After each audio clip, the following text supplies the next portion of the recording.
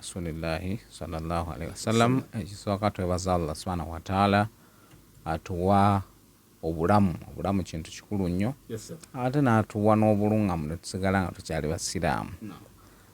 Kye tulina okutegeera nti enneema y'okubeera omusiraamu emala ekumalira gwe ng'omuntu. Kyetugamba nti wakafa billahi mina niamu, nti Allah bw'akusaasira n'obeera musiraamu, ebirala ne bw'abikuuma olina kugamba alhamdulillah, kino kimala. Lwaki? Nti akadde konna w'ofulumira edduniya eno ng'obadde musiraamu, obulamu buba bulungi.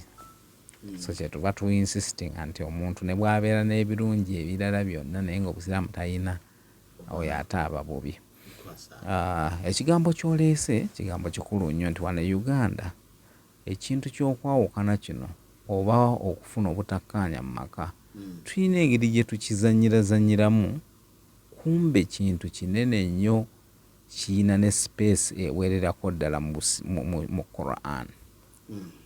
Nze buli lwe njagala omuntu okutegeera obuzito bw'ekintu, bw'ira olabanga ekintu nga kiri mu Quran, jjukira bujjukizi nti eswala details zaayo teziri mu Quran.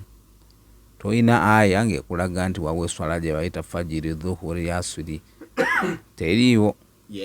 Toyina aya ng'ekugamba nti bw'oba osaala yimirira, yambusa emikono, tebiriimu ebyo. Naye ate ng'eswala kyekikolwa ekigenda okubuuzibwa omuntu immediately nga okubalibwa kwakatandika. Kati gwe teweebuuzaamu nti bw'aba Allah ekintu kyagenda okubuuza teyakyogerako ate nnyo mu detail mu Quran, naye ate n'ayogera ku birala in detail. Ekintu ky'okwawukana ekyo kirina na suura namba, kirina ne peegi nga 2 mu Suratul Bakara.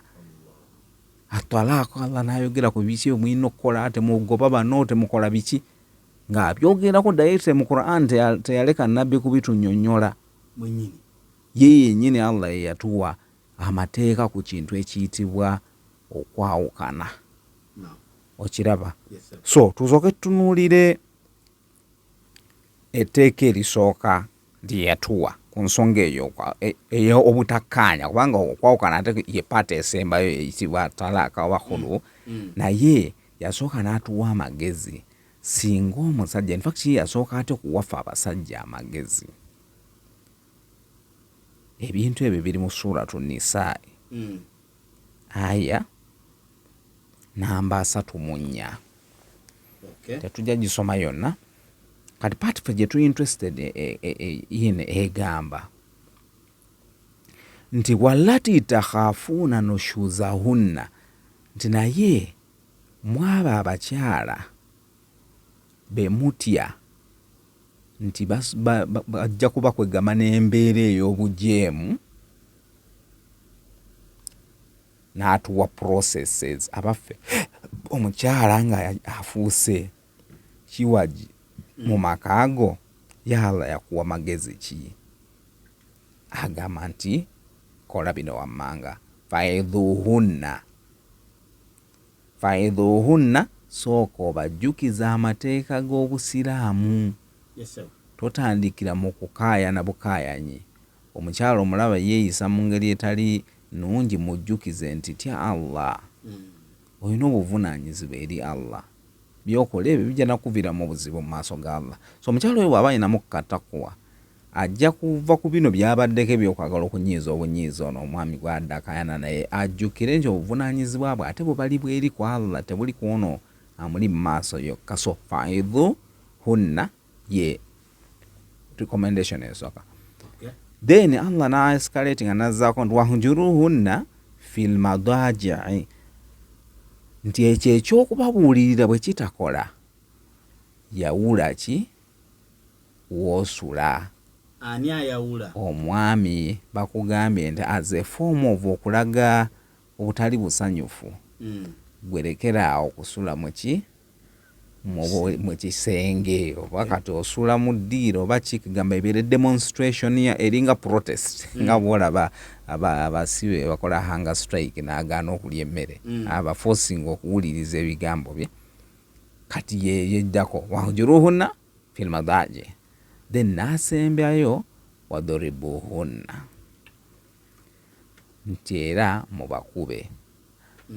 Kati okuba okwo obusiraamu ne bukugaziyaamu mu hadithi ez'enjawulo nga tebategeeza kujjayo faalunta nk'okuba omukyala. Bakugaana okuba feesi, bakugaana kwegamba kumukolako ekintu kyonna ekiyinza omuteekako permanent damage. So bw'otunuulira details za amateeka ago agakwatagana ku kye bayita wadhuribuhunna, ate ogenda okusanga si kwe kukuba fe Abannayuganda kutegeera nga just kukola kabonero akalaga nti naawe lekeraawo byokola.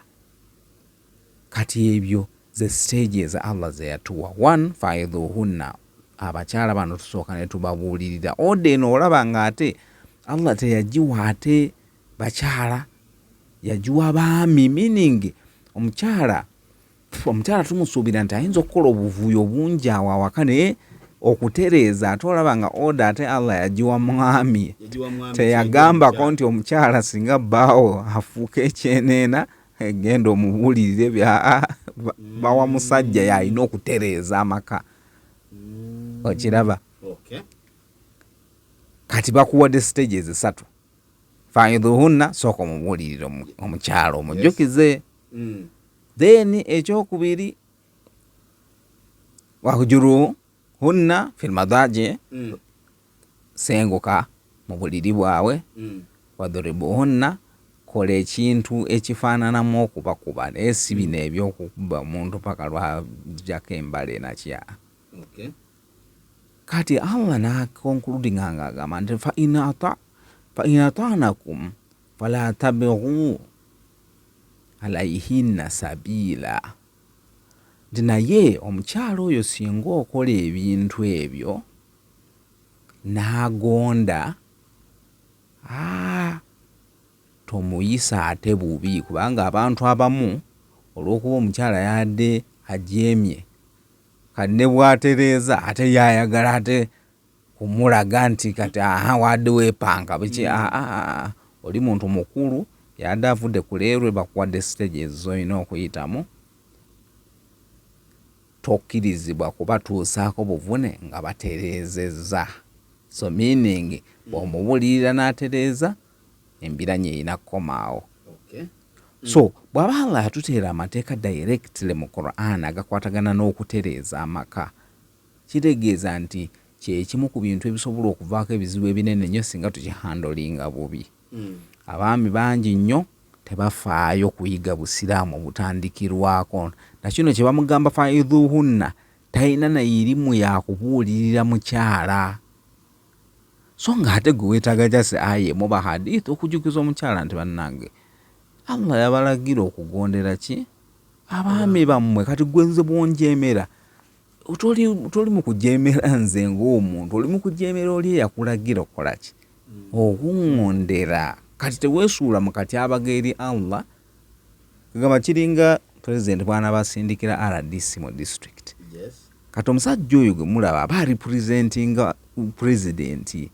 Kati gwe womunyoomola n'obaako ne byokola, obeera toli mu kujolonga ono gwe obeera oli mu kujolonga eri ofiisi yaki omukulu, kubanga omukulu yoyo gwe yasindika mu representing kwaye ng'omuntu tasobola kubeera mu bifo bingi at the same time. Kati aweereza abantu era obalaba babeera n'obuyinza bwamanyi agende wantu naawe ebiragiro system zonna nga zirina bigobeera, kubanga aba representinga ki oli omukulu. Kati n'olwekyo kye tulina okutegeera, Allah akugambye buulirira omukyala oyo, n'olwekyo fuba oyigeko ku busiraamu obutandikirwako ng'osobola okubuulirira mukyalawo ng'omujjukiza obuvunaanyizibwa bwe mu ddiini. But of course abamu babeera olwedde bakola dda mistakes, n'omukyala gwe yawasa si musiraamu. Abalala awasa omukyala nga riiri obusiraamu kye kisembayo ku bintu byalowoozaako. Kati awo oba okoze olwedde mistake, kubanga tolina kyogenda mubuulirira nakyo n'omuntu gwe wafuna atalina bulungi commitment ku ddiini, nti ono ow'eddiini ne bw'aba avudde ku leerwe bw'omujjukiza nti munnanga Allah atubala ffenna buli lunaku, kuba buli ddakiika. Kati gwe bw'onaakola ebintu nga gw'onoonyamu kunyiiza nze eryo ate wakimulatinga mazambi, onaagenda okutuuka nga olina mu katyabaga naye nga nze ate tolina nakyo nkozeeko. Okiraba? So mubuulirire omukyala musenguke mu kusula then obenga mukuba. Era Allah nakuwoninga nti bw'okola ekimu ku ebyo omukyala oyo n'atereeza tokyayina buyinza kumutuusaako mbeera yonna yakunyigiriza. Kwa bino byonna bye tulabye wano birimu okubanga amunyigiriza asobole okutereeza. Okiraba? So eyo ye aya esooka ekwatagana n'ensonga y'okutereeza. So tugyegendereze nnyo abaami. So the entire purpose y'ensonga eyo tugamba nti Allah subhanahu wa ta'ala aba atugayidinga tukuuma obufumbo buno nga tebuva mu buzibu. Kwanjukira olwedde twalaba nti purpose y'obufumbo eriri taskunu ilaiha, obufumbo omugaso gwabwo butebenkevu, kuleeta butebenkevu waka. Granted buyinza okujjamu obuzibuzibu naye kiri ekyobutebenkevu kirina okumaintainingibwa. Kati ne tutuuka singa okola ebyo omukyala n'alema.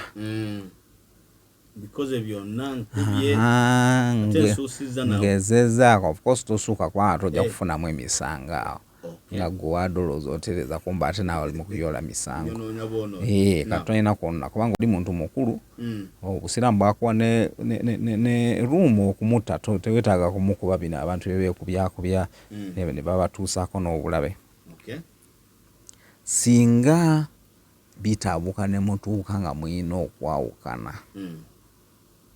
In fact nga tetunnatuuka na kwawukana, tusooke tuddeko leve eddako awo nti bwe mumala bw'okola ebyo ne bigaana, omukyala bwe gamba nga agaanye okutereeza, temuddukira eri mu kwawukana.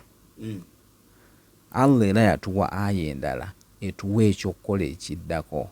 Atugamba leeta omuntu ow'amazima min ahliha, mu bantu b'omukyala oyo, then oleete n'omulala ng'ava eno ewuwo. Byonna Qur'ani. Muteese mu nsonga ezo. Meaning muyinza okuba nga temukyasobola kwogerezeganya naye ng'ate singa mufuna omuntu, abantu abo ababiri ne bajja ne babawuliriza ng'ate basobola obbatabaganya. Kati nze nalina mukwano gwange omu agende bakaayana awo n'omukyala baawukana. Kale nga tebawuliddeko taata wa muwala. Taata wa muwala agenda okuwulira mpate bayakwanga mujje mumbwire biki ebyo muliko. Kati ne bajja bamuwulira ebiboozi byabwe, simanyi ono tampulira nze nabagambye muli serious ebyo ebintu ebyabaawukanyiza. Muddewo n'okuddawo ezo si ze reasons ezaawula abantu abali serious. Era ne bamuwuliriza ne baddiŋŋana nga nabo wennyini barealize nti ebintu ebyabaawudde bya kisiru tebimentioningibwa bantu bakulu nti ddala mwasazizzaamu ekintu ekinene ng'obufumbo lwakuba ono simanyi tawulira oli simanyi ono nanye yeyawula.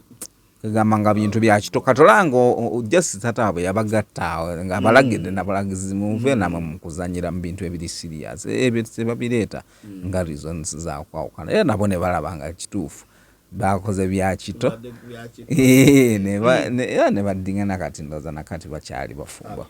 Okiraba kakitegeeza nti abantu abava ebweru bwe babeera nga ddala abantu b'amazima basobola otuyunga nga ffe initially twalemeddwa okukwatagana. Kati awo nawo waliwo ekintu ekikulu naddala kati ffe ababeera n'abakyala nga basomye. Kati abakyala bwe babeera nga basomye usually babeera batuddamu.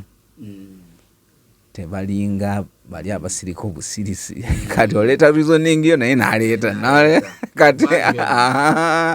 kati mu mbeera eyo toyina kulwana kuwangula argument, tojja kumalako kubanga oli naye bamusomesa okwagyunga musobola n'okeesa.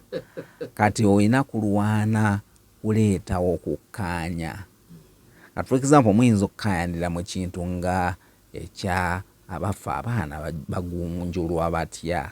Kati gw'omwami oyinza okuba olira afunye okubamba okaataano biki, kati ng'omukyala alaba onyigiriza abaana. Kati era najja nakukonfronti nga nagaa naye kati abaana ogenda kubatta busi. Kati awo kitegeeza mu disagreeinze ku method. naye mwagulinga mwenna nti abaana bano beetaaga okutereeza. Kati awo gw'omusajja bw'obeera nga ddala oli makyuwa olina kulwana kuleetawo okukwatagana n'omukyalo no waba yakompuleyininga ku kwantite ya mbooko z'okuba kati gw'olina mugamba nti kati gw'olaba tukole tutya kubanga kitukkiriziganya ffenna nti abaana bo beetaaga okugunjulwawo tulina agreement nti awo tukkiriziganya katufune okukkaanya ku kiddako nze nakubya 5 gwogamanye nnyo gwogamba ziyinza kuba meka. Kati weesanga ng'awo kibanguyira okutuuka ku agreement kubanga mutandikidde ku kukkaanya kati munoonya step eddako mu kukkaanya otherwise bwe mudda mu kukkaanya n'obukaayanyi temugenda kumalako. Kati kye tugamba ekyo nti nga temunanagenda ku kiri ekyokunoonya bali Allah be yatulagira abantu b'omukyala naawe ababo. Era awo gwe ng'omwami gezaako okulwananga okuleetawo okukkaanya bayo okunoonya ekibayunga bw'ebeera objective yesooke tukkiriziganye nti ekituufu kyennyini tulina okuba na kino then munoonye middle point mu byombi kubanga gw'okakasa omwana tasobola kuteerera nga tebamukubye. Omukyala era yagamba wadde okukuba gyekuli ate totta busi nti lwakuba kati awo mwesanga musazzewo nti kale zibeere nga 10 era nemuvaawo nga kati mukkiriziganyeza era next time robo punishing era naawe maintain nga kyemwakkiriziganyako oleme kubanga osuka otherwise weesanga ate omukyala afuuse rebo narecruitinga bali abaana kati gwe n'okafiiramu nga ne boonajja oba ayinza obaga abaddukengawo babajjenga gyali ate onaabanoonyayo nga gyali obakubireeyo gyali kugira ng'onaamukubiramu naye ate awo oba ofuuse muntu atali serious. So kiraba kati lwana ku establishinga common ground naye ne bwekiba ekyo kiganye kati tuddako eri stage eddako mufune omuntu obwenkanya omu nga ava waabo wa mukyala omulala nga aliye ne w'omwami. Abantu abo balina okuba nga ddala enniya yaabwe ennungi kubanga yo aya bw'eba ekyogerako egamba nti abantu abo beera n'enniya nga bazze kugatta Allah ajja kukwasaganya emitima gyammwe kubanga ate abamu mumuleese kubagatta naye ate yayiiya ngeri yakubaawula. Mu kifo ky'obbanoonyeza common ground naye awo nze ndaba nga mwali badde temukayanidde ku ekyo ekintu abantu bakikkiriziganya kugamba mu kifo ky'obbawooyawooya buli omu adropinge bino byaleeta akkiriziganye ono ng'ate ayongera kubatabula butabuzi buli atabulamu butabuzi kate tekikkirizibwa. Munoonye omuntu nga ddala enniya ye ennungi alaba mwali badde musigala nga muli bafumbo kubanga tumanyi bulungi nti talaka oba okwawukana kw'abafumbo ffe mu sharia tugamba ye abghadul halali nti ye halali Allah nga yamukkiriza naye ng'amunyiiza ye halali asinga omunyiiza meaning yakukkiriza mwawukane bwe muba nga ddala biganye naye kimunyiiza nnyo nti mutuuse ku level y'okutwala eyo option yaaba asuubira nti mwali badde mwakosezza zino engeri zonna okwewala wali okwawukana. Kati awo ne balyoka bazzaako paati nga nabana ababazze okubatabaganya balemeddwa. Kati awo muba mulina kukola ki? Kwawukana. Naye n'okwawukana obusiraamu bubalagira tewali byakwawukanira mu ntalo. Kubanga obusiraamu bwaleeta okwawukana kuno nga bujjawo bufumbo bulekewo emirembe wakati w'abasiraamu bano ababiri. Ye papasi y'okwawukana mu busiraamu. Kati obusiraamu bugamba ki ekibadde kibasumbuwa bufumbo. Lwaki tetubujjaawo bano abasiraamu ababiri bo basigale nga bakyerabanga musiraamu ku musiraamu. Kati fuwa ne Uganda ate ne tukolera ddala opposite. Obufumbo tubujjeewo ate ne tuleetawo olutalo olw'amaanyi awo ne twonoonera ddala enniya Allah gye yaleeta ku kintu ky'okwawukanya abafumbo kubanga okwawukana kw'abafumbo kintu kibi nnyo naye ekintu ky'emirembe wakati w'abasiraamu kikulu nnyo nti Allah yakkiriza obufumbo bubeera nga bwe buleeseewo embiranye tubusangulewo abasiraamu bano basigale nga bwe basangagana beetoolera n'essalaamu.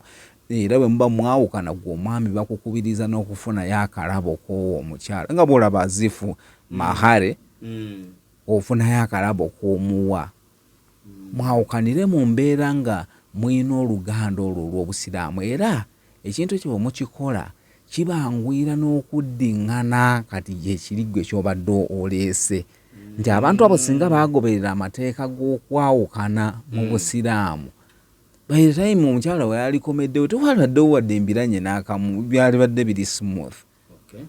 Naye kati wali omukola akavuyo wano mu kwawukana mwevuma nakinaki, kati tayimu etuuka ate murealize nze nti nebyo mubadde muliko temuli, kubanga olaba omusajja osobola okwawukana n'omukyala gwe ngolooza nti omukyala oyo yasinga obuzibu, Allah n'akugerera n'ofunayo oli ng'amukubisaamu emirundi ng'etaano, ye ng'ayomba alileze talina kyakola waka, keganga oli wakiri ye yadde ayomba naye ng'awaka aterezaawo, naye kati n'ofuna nga ye talinayo wadde kiri positive apart from face ye gye yakulaga n'omuwasa nga ebisigadde byonna takiriininga waka, n'okufumba tasobola, buli saawa abeera ayomba, buli saawa agenda waabwe alinayo mikolo kati nga kati nga onoonya ky'oyinza okusibirako olukoba, kati awo n'ojjukira nti bannanga oli nno gwe nagoba wakiri nno ye at least bino ebyawaka byona yali abitereza naye ono kati ng'oyinza okwesanga olina kugobawo ono ddemu oleeta oli kati wakuze wakuze n'otegeera nti oli nno bannange yali nayina ebintu bye nze nali nina ekyejo nagoba wa bwereere, kati bw'aba akyali furi kati ogendayo ne weetonda, kati omwera mwayawukana bulungi tolanga kikwanguyira okuddayo n'omugambo wange walibadde okomawo kubanga kakiraba oba naye yennyini nga yalowooza nti gwe oli mukono gaamu olekawo omutwalo, kati n'agende n'Allah n'amuwa oli nga yalekawo bbiri ate n'ajja nga abuuza mmere eriwa kiraba ng'azeerira nga bayagala gojja wati wali mmere naye nga walesewo ettaano, kati n'afuna ow'ebbiri ng'atajja n'abuuza emmere. Olina omubuulira ebbiri ezo zonna waziguzeemu ki? Kati ne weesanga nga n'omukyala naye eri gye yagenda nga yavaamu n'alaba nga annanga abasajja nga bazibu, ate oli nno wakiriko ye yampanga omutwalo gwe nga tambuuza nawe gye gulaze, naye ono n'ebbiri ali mu kumbuuza, kati meaning naye n'akubamu awo ekifaananyi ng'alaba yanobera bwereere. Kati olaba bwe muddiŋŋana ng'ate kati ku luno muddiŋŋana muli siriyaasi kubanga mukirabye nti ebweru eyo tewali bantu balungi.